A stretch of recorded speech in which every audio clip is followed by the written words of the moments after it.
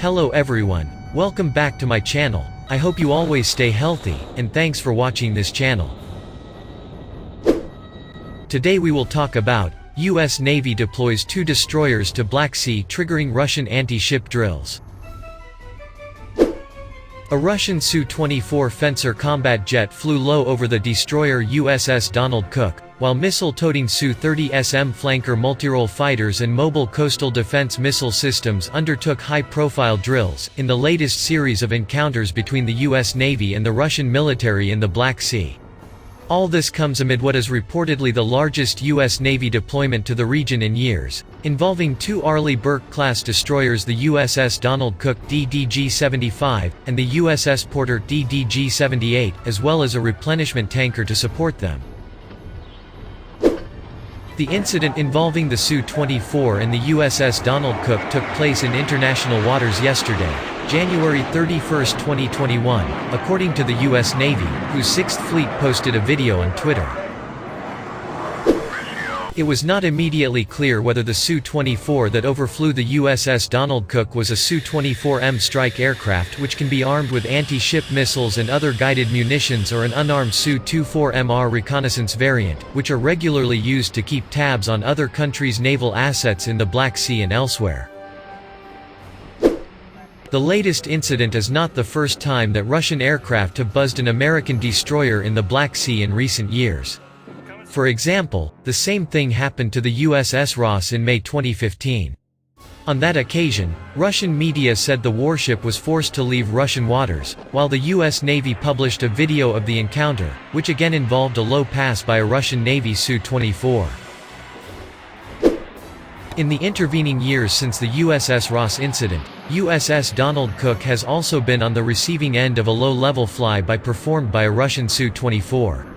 In 2016, the destroyer was in the Baltic Sea when Russian fencers made multiple simulated attack runs on the ship, flying maneuvers described as extremely aggressive. The US Navy has so far issued no formal public complaint about the latest low-level flyby, although the behavior of Russian military aircraft in the region has been criticized in the past.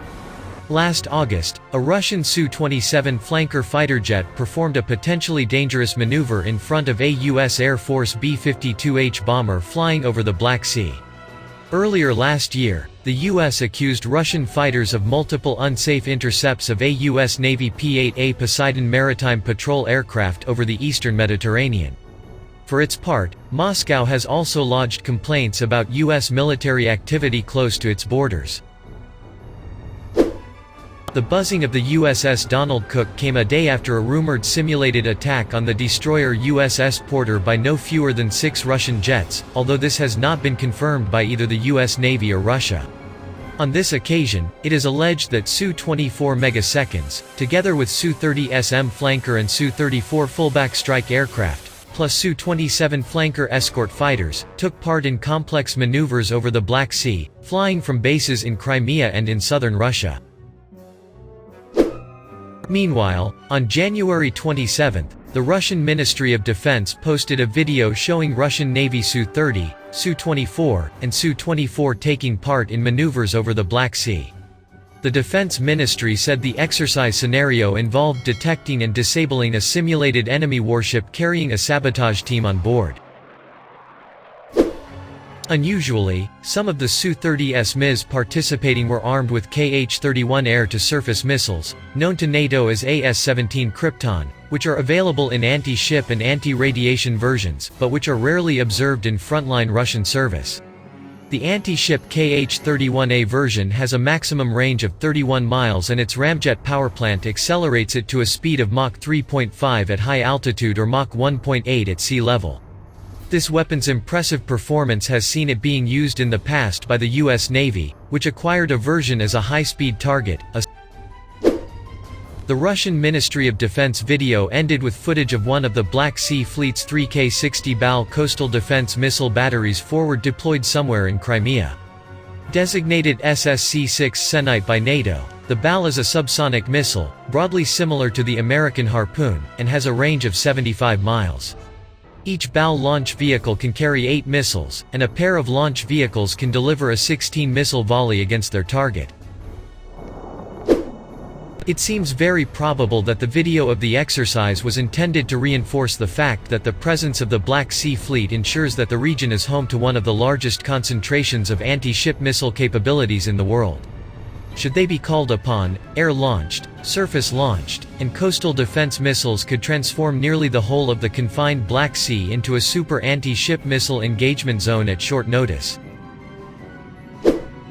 In fact, this kind of threat was explicitly referred to by the U.S. Navy in a release about the entry of the USS Porter into the Black Sea, which described the ultimate goal of these latest operations being to refine joint air defense procedures to better defend U.S. Navy ships.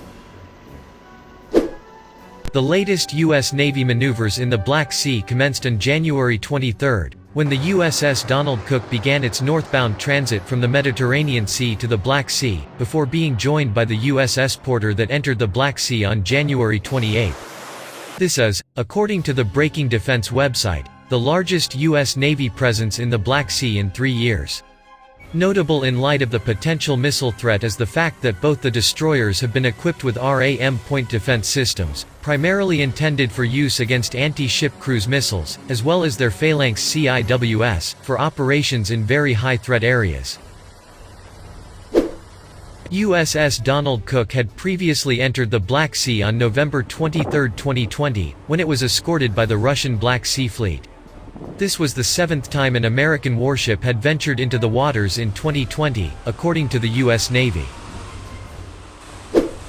These two warships are being accompanied by the Henry J. Kaiser-class fleet replenishment oiler USNS Laramie TAO-203, which conducted an underway replenishment (UNREP) with the Donald Cook on January 29. This is a vital capability that ensures warships can remain on station for extended periods without having to go into port, an aspect that is all the more important during the COVID-19 pandemic. Taking fuel at sea is the most concrete way for us to sustain independent operations, said Commander Matt Kernan, commanding officer of Donald Cook. While the execution of this underway replenishment was business as usual for the crew, the greater implications for U.S. Navy operations in the Black Sea were anything but usual. It's a new operational model in a new year.